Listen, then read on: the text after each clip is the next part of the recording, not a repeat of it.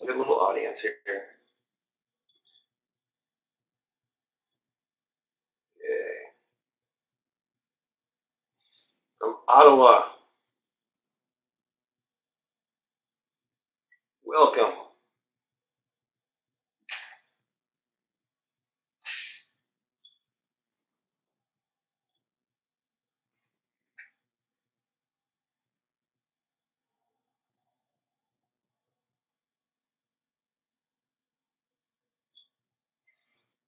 Let's rock and roll. So I'll leave it up to you. I guess you're going to come in, Chris, and kick things off, and I'll hear your voice here in a moment. All right, guys, thank you for joining us. We have invited Bob Baker for this webinar, and Bob Baker is going to take it away from here.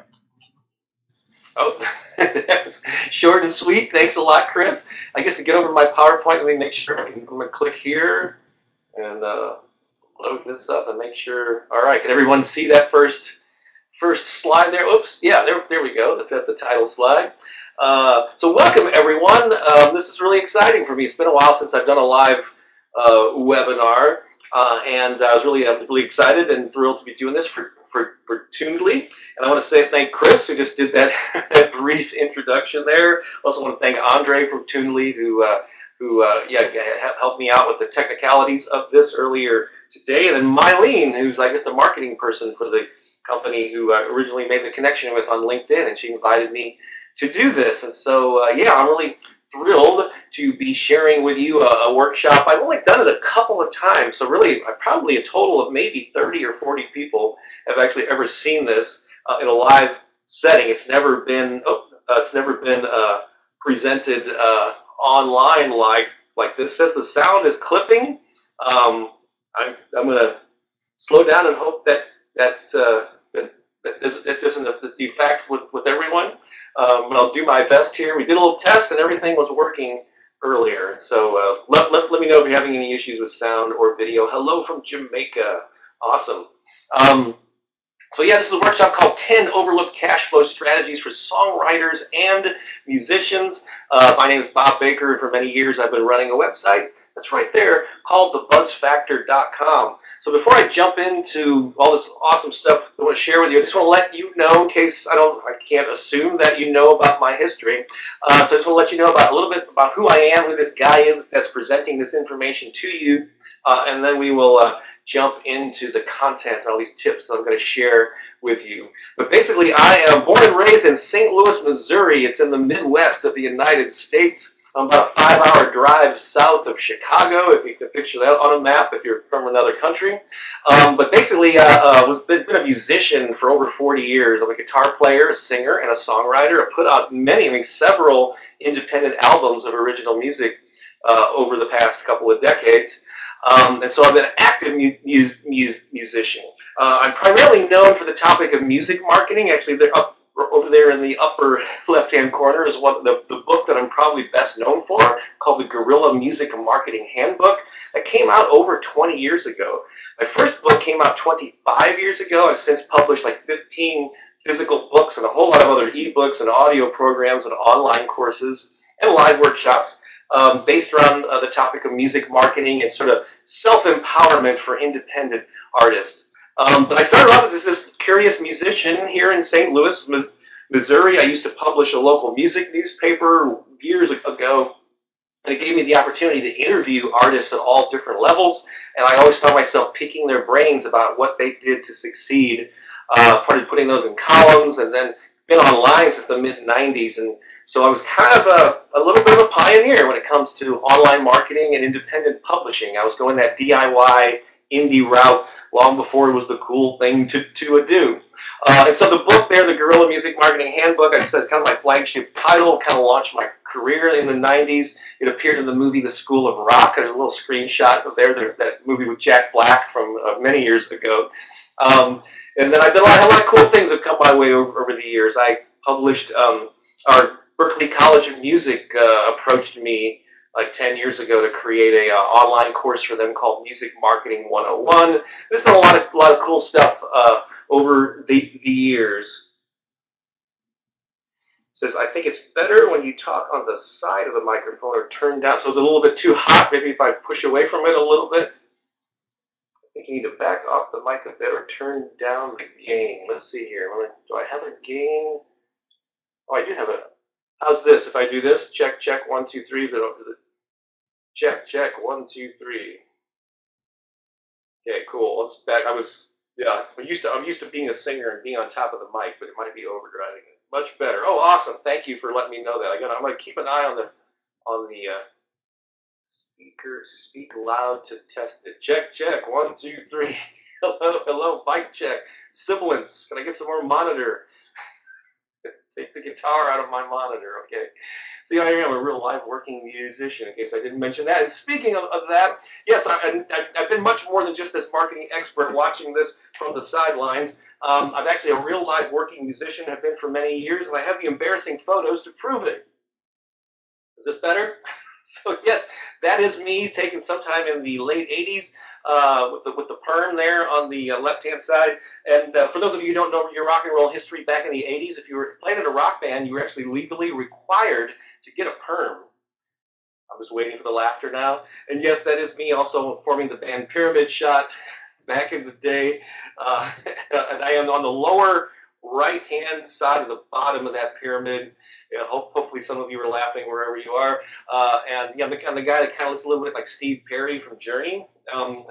If you look really closely, I am wearing white spandex pants. So I just want to let you know I have paid my dues in the music business.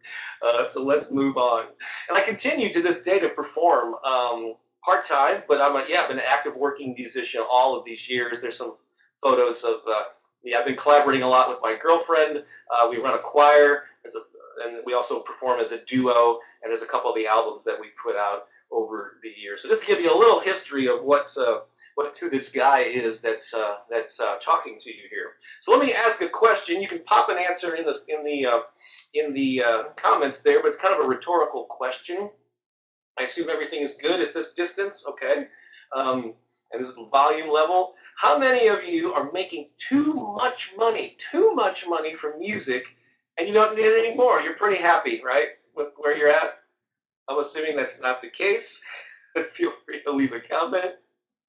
I assume you can leave more. It's a common complaint, just even if you don't want to be a full-time musician or a rock star, you like to earn a little something for your efforts, for your creativity, for the value that you create in the world. And it's a good barometer to realize or to recognize how much good you're doing in the world when people reward you with money. And so please don't get this greed or this crazy feeling about that you shouldn't charge. You deserve to profit from your music. So when it comes though to making money, I've noticed over the years that a lot of musicians have tunnel vision. They have this kind of narrow view of how you can make money. It's from live gigs, it's from recorded music, merch. Those are kind of like the obvious ones. But there are a lot of I contend that there are a lot of opportunities that are right under your nose. They're all around you, and you just are not looking at them. And maybe you even might be aware of them. Like a lot of the things I'm going to cover, you've probably heard about before. But I ask you, have you really seriously considered pursuing these things? So I'm going to quickly go through like 10 things. And maybe not all 10 things are going to apply to you, but I just challenge you. Yes, you were right about that. Oh, cool. I challenge you to find one or two that you can put to use actually in the next week or something. I'm going to have a challenge for you at the very end of the workshop. And so let's see here. So when I put together this list, I had two criteria. One, I didn't want to have overly obvious ideas. Like I'm not going to put, create an album. I'm not going to do the super obvious thing. So I wanted things to be, again, they're not like totally revolutionary, but they're just like the often overlooked ones. And then two, I wanted it to be short-term tactics only. So this is not like a year long. Like putting together an album could take you a year. Setting up a summer tour or something could take you months. So I really wanted to present ideas that you potentially could put to use in the next month or in the next couple of weeks or even today. Maybe you get off the webinar, you can actually act on some of these right away. And so let's see here. I'm just going to flip through my slides here. Give me a second. Oh, here we go. Just want to know. And so, so yeah, there's another thing too that I want you to. I realize that a lot of the folks who are engaged with Toondly are songwriters, and obviously it's a platform for songwriting and collaboration and all that good stuff. So not everyone is a performer. So admittedly, a lot of the things that I'll cover here and a lot of my work over the past 25 years has been geared toward the artist and fan relationship. Okay, it's like when you're obviously if you're the performer and you're building a fan base, but a lot of things we'll cover can be applied no matter what. So I know some of the people watching here maybe just are in the background, or they're just writing songs and other people are covering them. That's fine. But if you even have an identity, if you share your music in any way publicly, if people know you as a songwriter, there's ways that you can put this stuff to good use. And so one more thing before I jump into the first one is that really I want you to lean into this. So I know this is a free webinar, whether you're a Toondly member, you heard about it from them, whether you're somebody that follows me and you came here because I sent an email or posted something about it. It's not costing you anything. This is a free service. Thank you, Toondly, for sharing this and making this available on your platform. So people tend to take free things not as seriously. So I want to challenge you to act like you spent $1,000 on this. If you had literally had to come up and scrape together $1,000 to invest in this webinar, I guarantee you'd be going, I'm going to find a way to earn this money back. And so do that even though this is free. So really lean into this and say, how could I put that to use? There's a lot of musicians who go, oh, that's not going to work. Yeah, but don't get caught with the yeah buts. All right. So actually give some serious consideration to how you can put these things into practice. So is that cool? If you just joined us, just say hi and let me know where you're watching from if you didn't do that earlier. And so I would just love to know, who's watching here. And feel free to comment along the way. I'll keep an eye on it. Hello from Detroit. Awesome.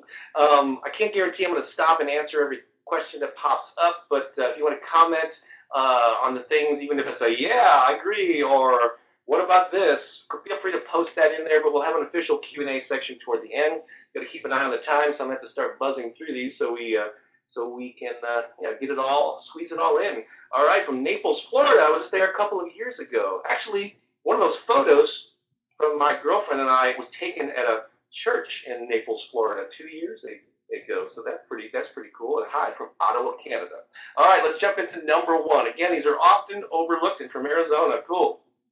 Often overlooked. So number one, music cash flow strategy number one. Could you teach? You're a songwriter, right? You have this gift. Even if you're not a hit songwriter, you have the ability, most likely, to write songs that's way above the average person, or maybe a fledgling or novice person who's just learning their instrument. Couldn't you teach someone else the basics of songwriting? You could do that, and you can teach other things too, of course, music and vocals and all sorts of stuff. But you could teach in person, or you can teach remotely via Skype or Facebook Live. Don't overlook this. Teaching is actually one of the ways. I've actually consult with and coach small stable, I guess, of artists, and a lot of them make ends meet by teaching. And it's sort of an obvious thing, yeah. And but have you actually pursued it? Have you had people say, "Hey, do you teach lessons?" But songwriting is something that you could do. And you may think, "Oh, I don't even know that much." Well, you probably know much more than the average person. So if you look at like your skill level as a songwriter or a guitar player or a singer, on a scale of like 1 to 10, let's say you're a 4, really a 3 or a 4 or whatever. So yeah, sure, there are people that are hit songwriters that are at the 9 and 10 level, but you're 3 or 4. Well, there are a lot of people who are 1s and 2s that would love to learn from you and probably would be willing to pay you to do that. So have you considered teaching songwriting either in person, which is probably the best? You can do it in a group setting, you can do it one-on-one, or you do it remotely via Skype, Facebook Live, there's FaceTime. Even Facebook Messenger has a Skype-like feature. So you can charge per prescription. You can have a subscription for so many lessons that people do a discount if they pay for a number of sessions ahead of time. But consider that, because a lot of people do make some decent extra money doing this. You don't have to be a performer either. Just you have songwriting chops. Have you considered doing that? Let's go to cash flow strategy number 2. So let me take a drink here. Oh, cool. Teaching. Oh, nice. So I get some agreement here. Awesome. I'm glad to see teaching is a great way to learn, and I'm planning to do that right now. Awesome. So you're already forward thinkers that you are. Cool. So here's the thing. Compile a new album from older and unreleased material. This could be live recordings, demos, spoken word segments, funny banter, etc. Now I don't know, not every songwriter has recorded their stuff themselves. Maybe you've had it recorded by other people. There's all different kinds of scenarios here. Now what I'm talking about here specifically is not necessarily an album that you get out. Remember I told these are short form or short-term money makers. So this isn't something you necessarily officially release or even put it on a CD or get into even the digital distribution system. I'm talking about specialty things. So most likely, again, you have like these recordings that have never been released for whatever reasons. They're live recordings, they're alternate takes, demo versions, things that I don't know, things that are in different, maybe that you never didn't make it on an album. But these are, if you have any kind of fan base at all, they could be valuable to some of your existing fans, and why not make it available, especially on a limited edition.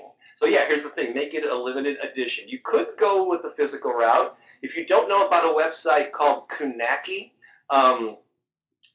you should. So it's kunaki.com. Has anybody ever heard of that? It's like an excellent place to get like short run CDs, and they only make them in jewel cases. It's kind of run like a factory. You don't have a whole lot of packaging options, but in old-fashioned plastic jewel cases with shrink wrap. And they have some other options, but it's really inexpensive to get even just 5 or 10 physical CDs. So if you gig out at all, or if you run into people in person who might like this, you could do a limited edition. And actually, that could add some scarcity to it. If you go, I'm only printing 50 of these. The first 50 people, will get this special thing that you've got.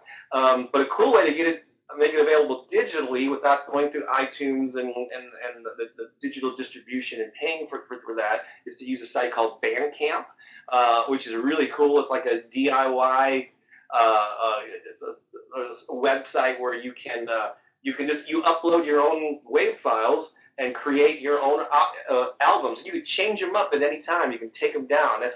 You can't do that when you go through like CD Baby to get it on iTunes and all this stuff, because changing tracks or adding or subtracting, it's just a big headache when you're going through that route.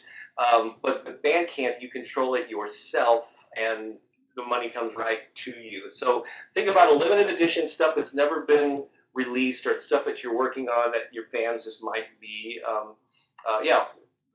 interested in, and only available for a limited time or a limited quantity. That's kind of the key here, is to make it a short-lived thing, and they either jump on it or they don't, and people will respond to that. All right, number 3, cash flow strategy. And this may seem like you need to be a performer with a huge fan base to do this, but hear me out here. Let's see, most of my songs aren't released. I'm not a cover artist. I'm an undercover artist. I like that. Cool. Yeah, and if they're not released, you can release them in this way in a limited format until you get an official album that you get into the system when it's to your liking. But anyway, so cash flow strategy number 3 here is create a t-shirt or merch item with a song title, popular lyric, or slogan that expresses who your fans are or who they aspire to be. So what the heck do I mean by that? Well, over the years, I've encountered a lot of independent artists who will create merch. And the thing they always do is they put their name and their logo and their artwork on the t-shirt, because when you go to concerts by big bands, people that you admire, that's what they do. There's Kings of Leon, there's Ice Cube. The artist puts their photo, their name on their shirt. So that's what independent artists think that they need to do. But the thing is, if you're not a popular act or like a well-known entity, people probably aren't going to be inspired to buy something that just displays your name, unless they really love what you do or they're a family member or something. So what smart independent artists do, and even songwriters, is they actually put phrases on our slogan or something, a line from a song, the chorus, the hook, and put it on a t-shirt. Because here's the thing, psychologically, when people purchase merchandise, or really anything for that matter, but when they purchase merchandise in particular, you got to know the reasons why they do that. People like to, through what they wear, they want to reinforce an idea of an identity that they already think about themselves. Like they want to wear something that expresses either who they are, who they think they are, or an identity that they aspire to. You know what I mean? So this makes sense, right? So sometimes a slogan or a phrase that has an attitude or expresses their attitude will be more appealing to them to buy and to wear than just something that has your logo or your name on it, as long as you're an independent artist. It's different when you're well known, you know, U2, the Beatles, whatever. People will kind of, that is a way of expressing who they are, because a lot of people know who that artist is.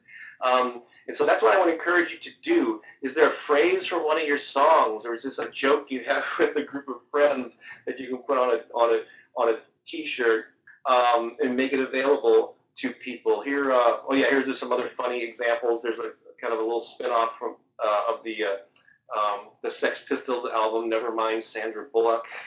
Here's MC Lars. Have no fear, have a beer. These are just kind of examples of something that expresses an attitude. So think about that. People purchase things to reinforce an idea they have of themselves or what they aspire to. And that would explain why a lot of people, like you've seen some older people wearing like younger hip clothes, and you're like, that is so inappropriate. Well, it's because they aspire to be younger, and so they think these clothes are going to make them feel that way. So yeah, people don't buy things for rational reasons. They buy them for those types of reasons. So I hope that helps. So, and you don't have to do a big run of T-shirts, because you can test them using. I didn't check to see if this is still a valid site. It's been a year or two since I did this, but I think it is. But there are a whole bunch of these things where you can upload your artwork to a site like Teespring, and they will just make them on demand as people order them. Either you send your fans there, and they'll make them and ship them. Or so you can make them one at a time, print on demand, and then when you have a winner that people are buying a lot of, then you can do a bigger run and make more money per shirt. So that's just an idea there that I hope helps. All right, so yeah, feel free again to leave comments. Let me know where you're watching from, and if you have a thumbs up or whatever on any of these topics, if you've done any of these things, or you know somebody that has, yeah, go ahead and leave a comment. I'll just acknowledge you as we go along here. Music cash flow strategy number 4: brainstorm bulk CD sales sources. Now I know what you're thinking. I'm just a songwriter. I don't have a CD of my own. Well, maybe maybe an artist that you work with who's recorded your songs. Maybe you can sort of apply it to them. Let me just tell you a story here, because a lot of people say, oh, nobody's buying CDs anymore, and I get it. I know that's true. Although if you perform live or you interact with people face-to-face, there's still a lot of opportunities. People still want that. There's some people that want that physical thing. It's kind of like a souvenir of the experience they had, especially if you're a performer, or someone you're working with is a performer, and that person has really had an awesome emotional experience at a live event. They're going to be much more likely to want to take a physical representation of that home with them. But there are opportunities with bulk CD sales. So a friend of mine, a good friend of mine, his name is Billy Gryzak, and for like 15 years he had this, he was a children's music artist, went by Mr. Billy, and he just put out a ton, like a 30 albums of children's music. The guy was like a dynamo. And so one holiday season, I recently bought a Kickstarter music cassette. Well, there's a retro format. There you go, a second.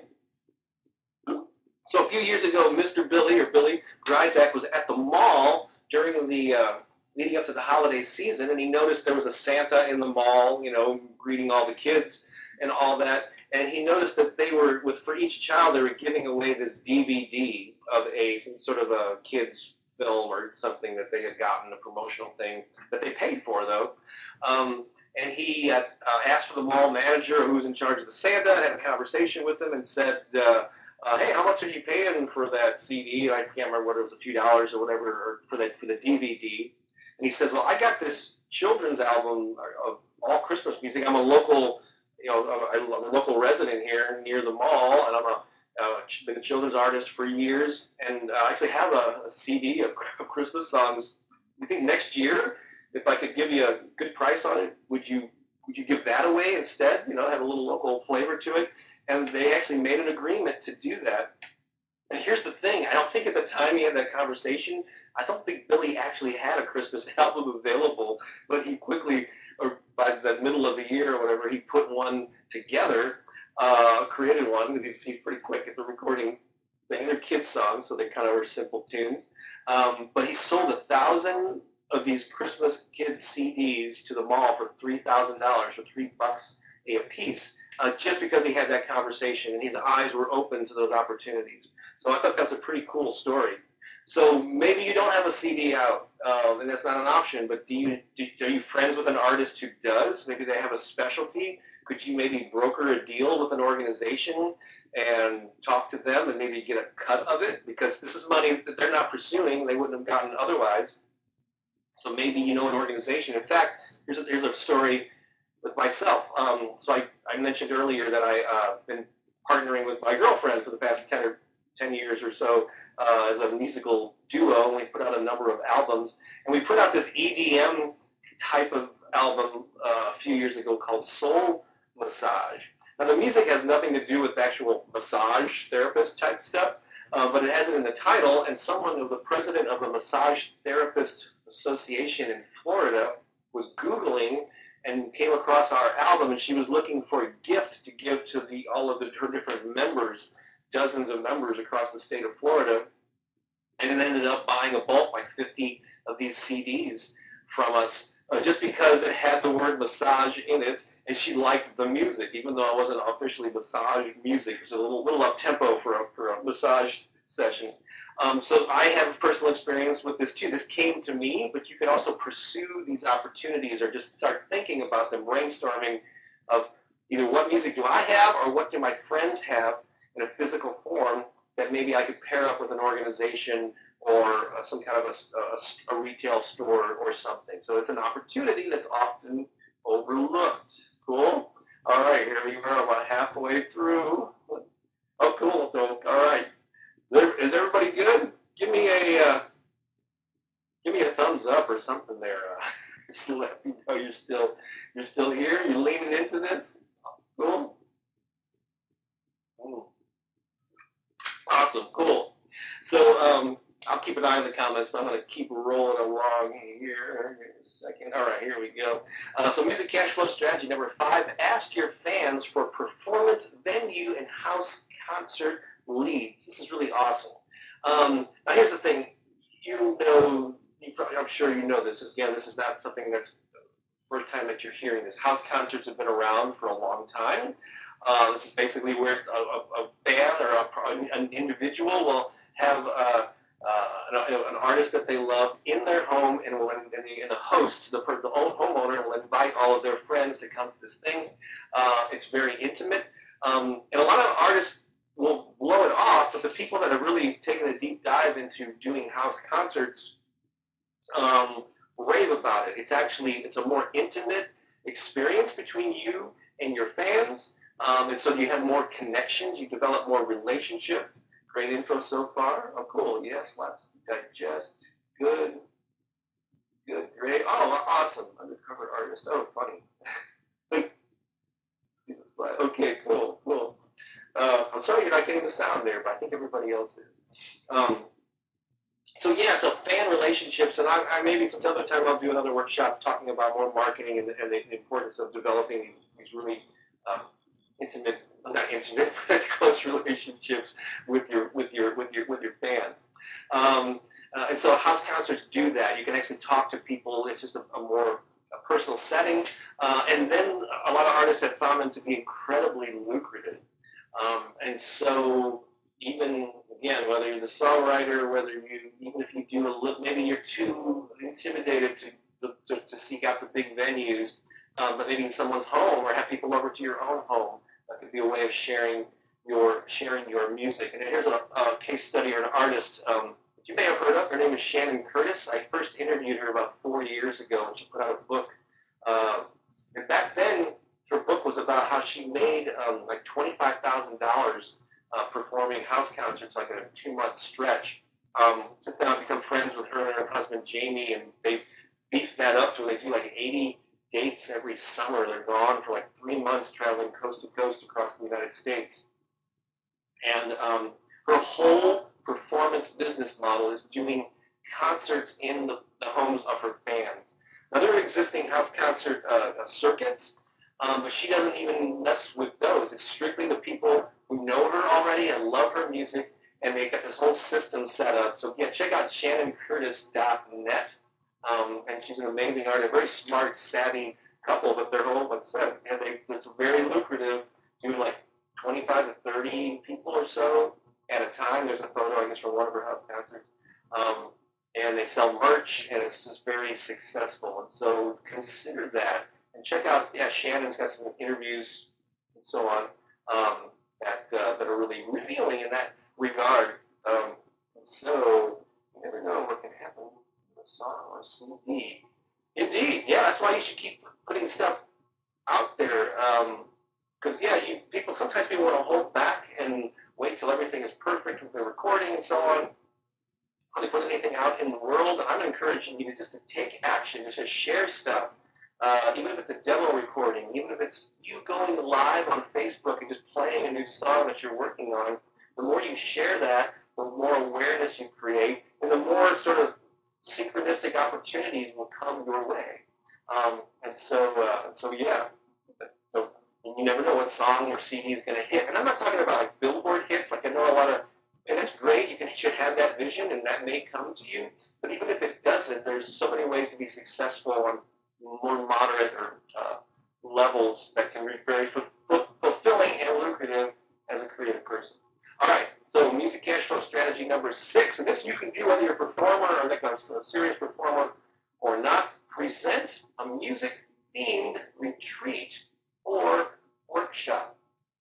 Again, I'm encouraging you to expand your thinking here, okay? Can you offer an experience beyond just your music? Now, looking back, I think on that first thing where I was talking about the like songwriting lessons or Skype lessons, again, depending on your level of confidence as a songwriter, you can take those one-on-one lessons and build your way up to doing like weekend retreats for songwriters. And you don't have to be a Billboard chart-topping artist to do that.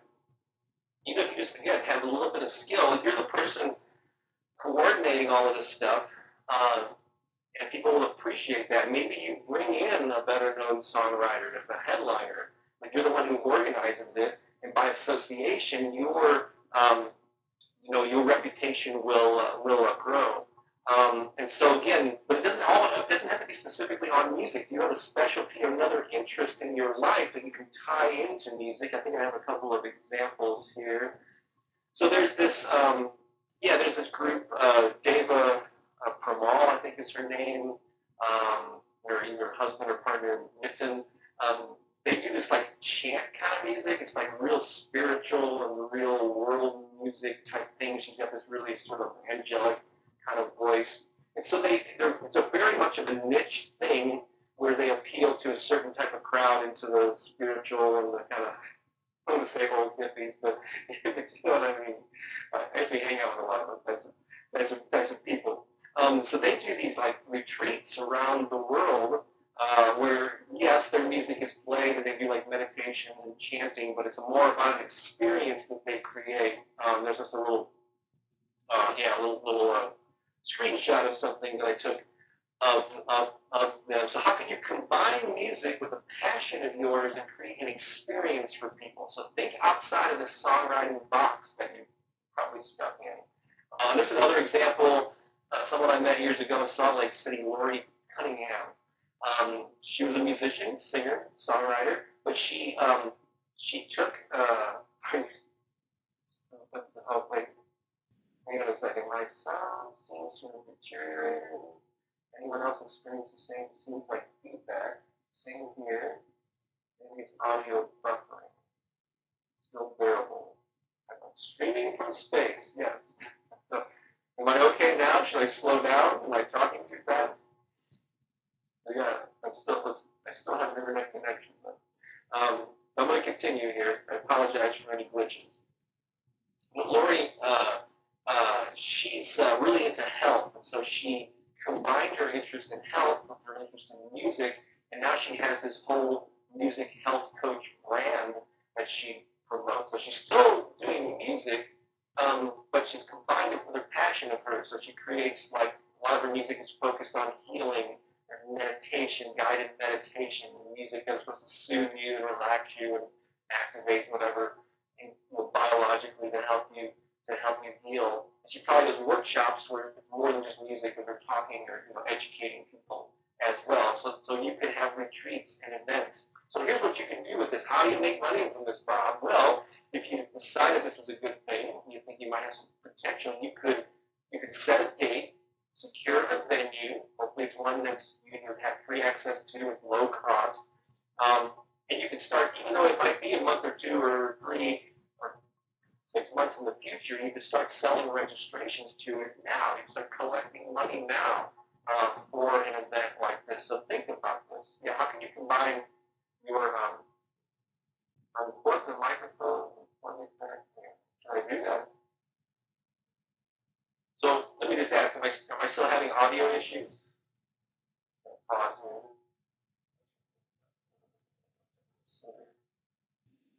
Just give you a little feedback, so to speak, on the audio. Let's let me know if I should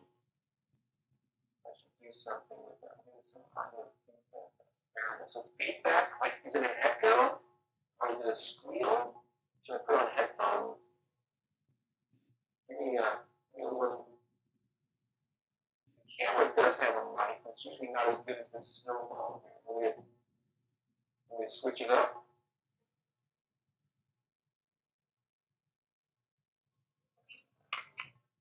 I just want to make sure that you can hear me. Switch here.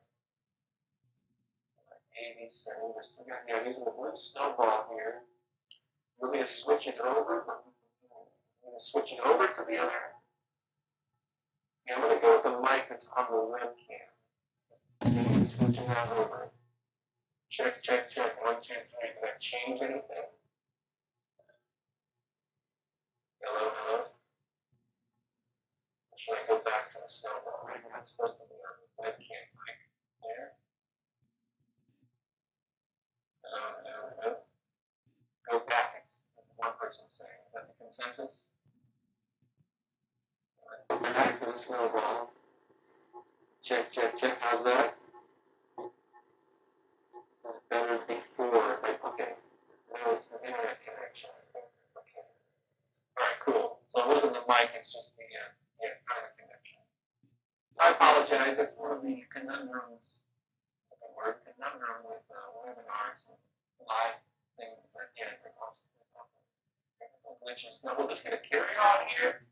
We're going to go to music cash flow strategy number 7. If you do live performances or have any kind of in-person workshops or anything, offer live show-only specials and bundles. And so you have to light a fire under people, get an incentive to purchase stuff from you.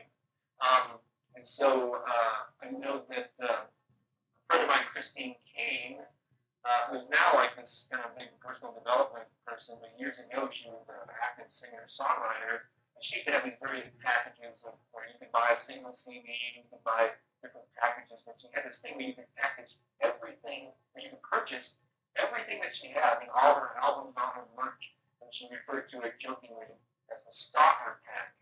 So the person that wanted everything. So you can have some fun with this. But if you do live performance at all or live events, create something that's only available live. And if they leave that night, they miss out on it. And this can be a really powerful thing to get people to get off the fence and actually spend money. Here's a mistake I see a lot of artists make, especially if you happen to be a prolific artist and you have a number of CDs out. A friend of mine, actually, this isn't the person, but somebody here working in St. Louis does this and it drives me crazy. But she's got like 5 blank CDs like this guy has, and she just says, well, she might even say $10 each, which I think is a mistake, but you just say you have a price per CD, you want one, $15 per CD. So, of course, when you have multiple items for sale, there's a better way, and I think you probably know what that is. And so, offer bulk discounts. So, if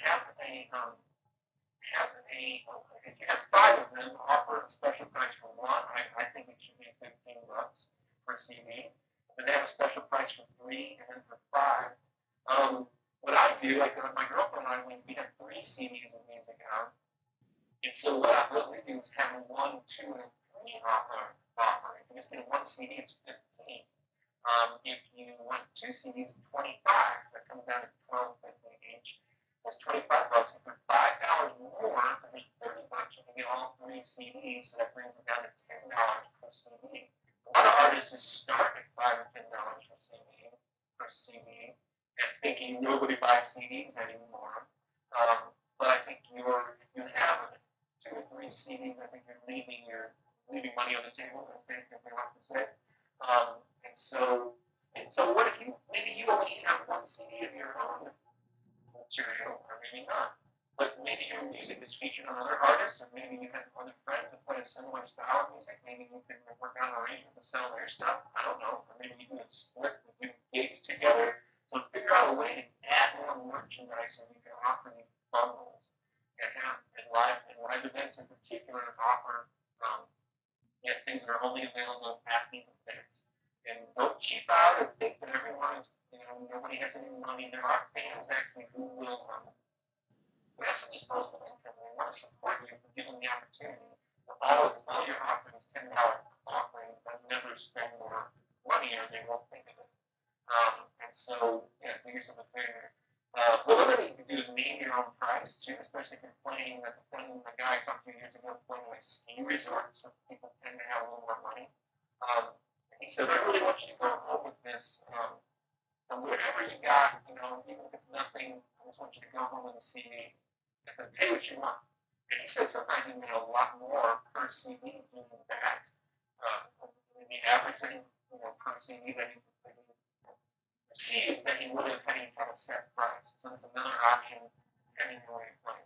All right, make sure that you can accept credit cards and live events. This is kind of a given these days, just in case you didn't know it. Square is a real common one. PayPal has a similar app that you can use and swipe their cards. Pretty easy to set that up these days, so just make sure to take those. They're free to set up these things. There's no upfront cost. It used to be years ago, so make sure you're using PayPal or Square or something similar so you can take credit card offers. It's just cash only. You're going to limit your income potential. That goes for anything. That's for lessons or anything that you're offering something. So do that. Give me a little feedback. Feedback isn't a stealing, but let me know what you're thinking as we go along here. You're still awake, right, folks? All right, I need to get to the end of this and get some Q&A. If you have some questions at the end there. So cash flow strategy number 8. Well, this is a cool one. Especially if you're not a performer, put someone's lyrics to music or a beat. So if you're a songwriter, you are in what's called a glamour field. That's right, a glamour field. There's a lot of people that would think it'd be great to be a musician, but they often, a lot of people that say, boy, it'd be great to always get these great ideas for songs. You probably have friends that do that, that come up to you and whatever, they go, well, I got an idea for a song for you, and they give you their lyrics or whatever. You should put this to music.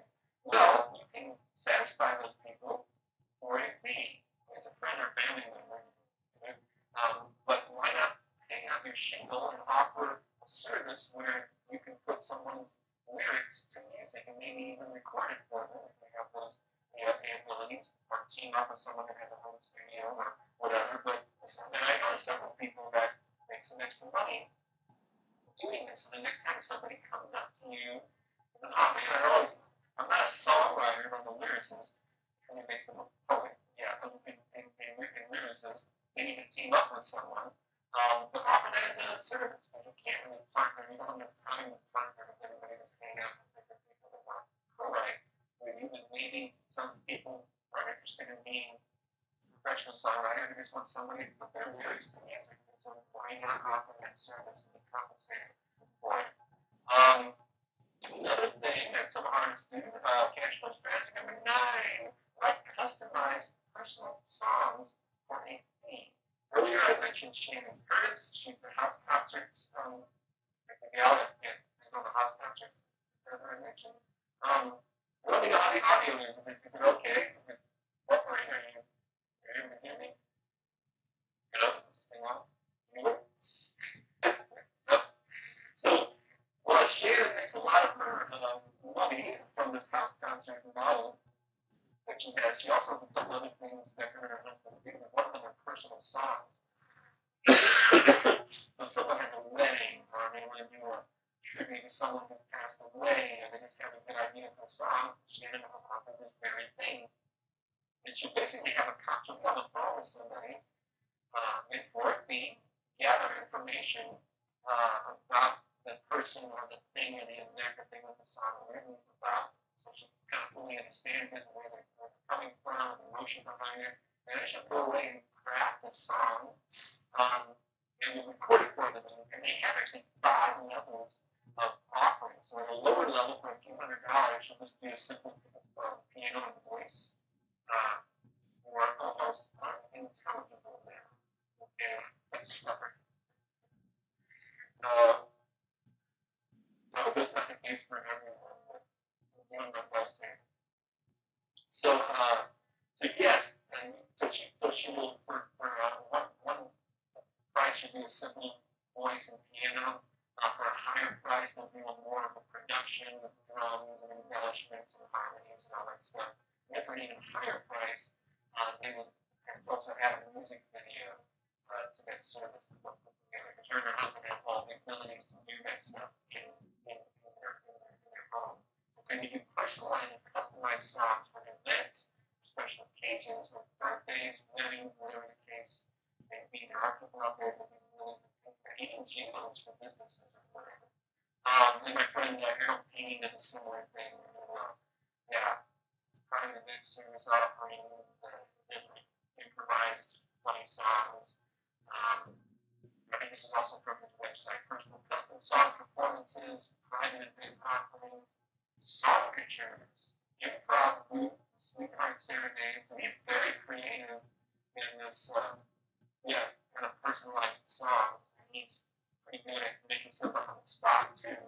If you give him a time, he's going to craft something especially for you. So he's loving that. So these are some ways. I just want you to get thinking about different ways how people are thinking outside the box.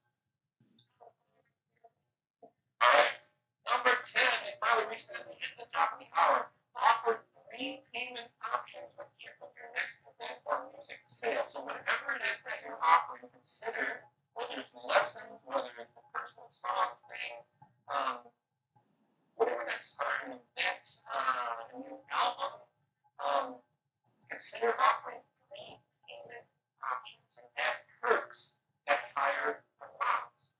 I would limit it to 3.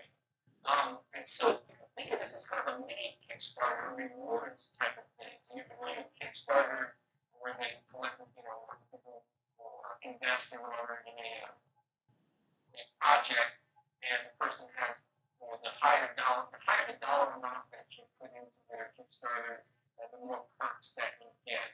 Usually with Kickstarter, they have 7 to 10 or more options. So you don't want to confuse people with that many options. But think about 3 things that you can offer. Maybe call it bronze, silver, and gold, cool, warm, and hot. And so we have a low-priced option. So we have a low-priced option. It's something, let's say you're going to give a new album out for $10. They can get the download.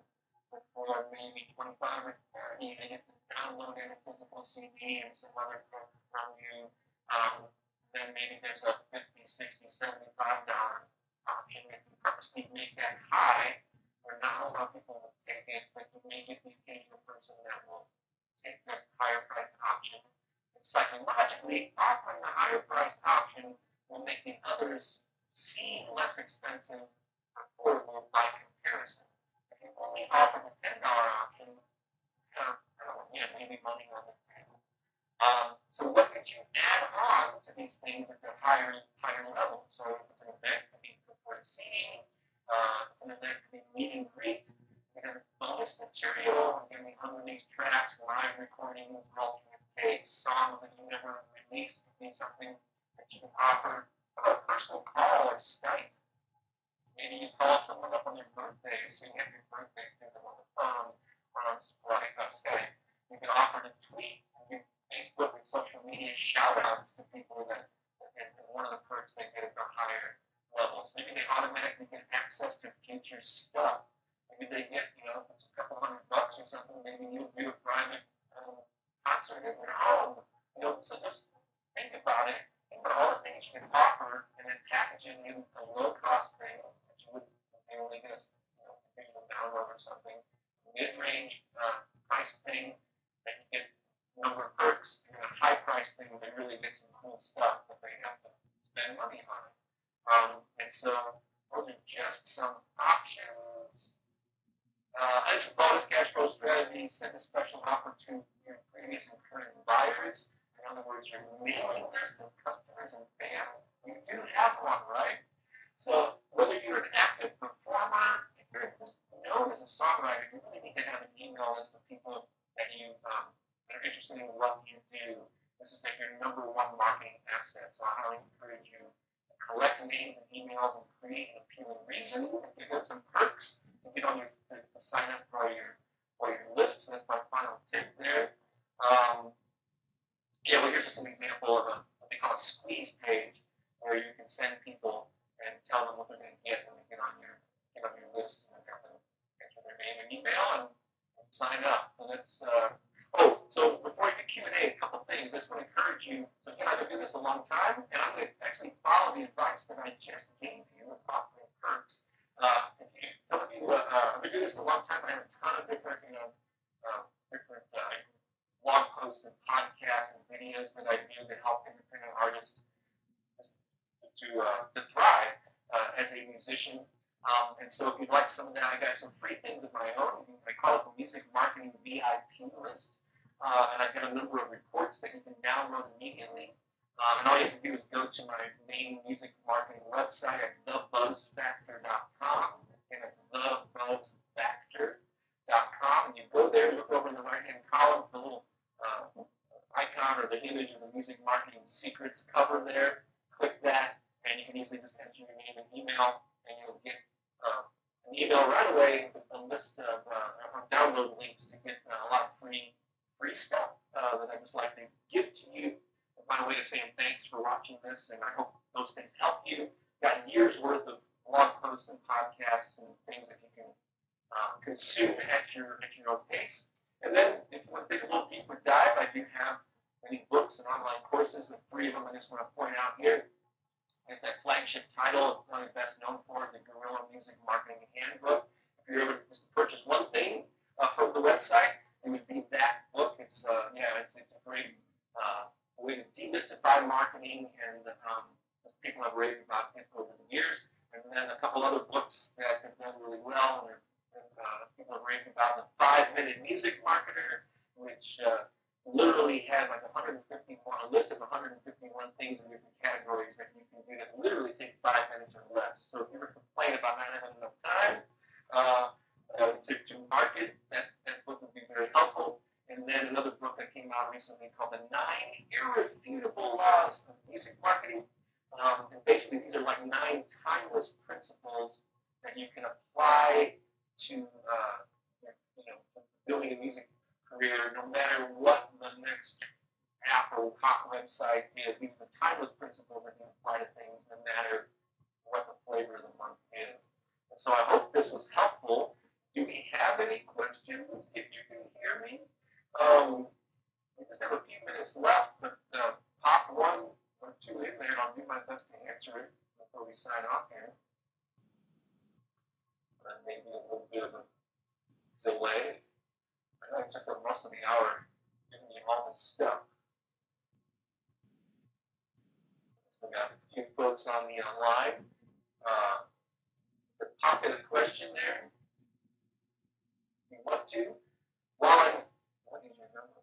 what is your number one promotion? I'm not sure exactly what you mean by that. What's my number one promotion? So I assume you're not talking about to promote my books. Yeah, if you're asking about that one, what's the one? Yeah, I get this question a lot. What's the one thing I should be doing to promote myself as a songwriter or my music? I just have to accept the fact there's no one answer. There's no one push button, one size fits all answer for marketing or career development at all. The thing is, once you accept that, actually life gets a lot easier. Because if you go through life thinking, I'm just missing something here, if I only knew what the answer was, I'd be more successful. But all of us are just figuring this stuff out as we go along. Anyone who you look up to at any level was starting off not knowing what to do. And I've interviewed a ton of people, hundreds and hundreds of people over the years, and met them, successful artists, and they all have their own individual path to success. Okay, so everyone has to find their own way. It's helpful to listen to interviews and find out how other artists did it, but you don't necessarily have to take that same route. So what resonates with you? What worked for one artist may not work for you. So I can encourage you to think of it as a game, like experiment. What if I tried this? Let's see what happens. And can I have some fun with it? And to see what works and what doesn't. But the more active you are in just doing anything, just to share your music, to connect with people, that's what's going to lead to opportunities. And if there's a graphic that I have that I posted some years ago. It shows on one side it says, here's what most people think success is, and it has like a straight arrow that goes from here to here. And then on the other side it says, here's what success really is, and the line goes zigzags around and goes over here, and it finally ends up over there. But you take all these twists, you cannot plan this out. And so just approach it with a sense of fun and experimentation and curiosity. Learn what others have done, and if something really resonates with you, how to do that, and try that thing, and then see what reaction you get, what you get. I'll give the cheat. Is there anything around it? I have no idea. Oh, okay, I'm sorry. Well, there was a bonus one there that I gave you. Thank you for sharing these suggestions. So you're certainly welcome. So basically, if you have another question, go ahead and pop it in there. But I want to challenge you here. I'm gonna give you the $100 Music and Money Challenge. I want to see if you can challenge yourself to use one of these ideas, or maybe another idea that you got inspired by, to see if you can earn an extra $100, $100 US, or whatever it is in your country, in the next, let's say, week to a month. Like, what little simple thing could you do just to earn an extra $100 in the next month with your music, with your creativity, with something that you're passionate about? And I would love for you to then email me and let me know. You can go to thebuzzfactor.com, click the contact link, or you can send me an email at bob@bob-baker.com. There's a hyphen between my first and last name in the email.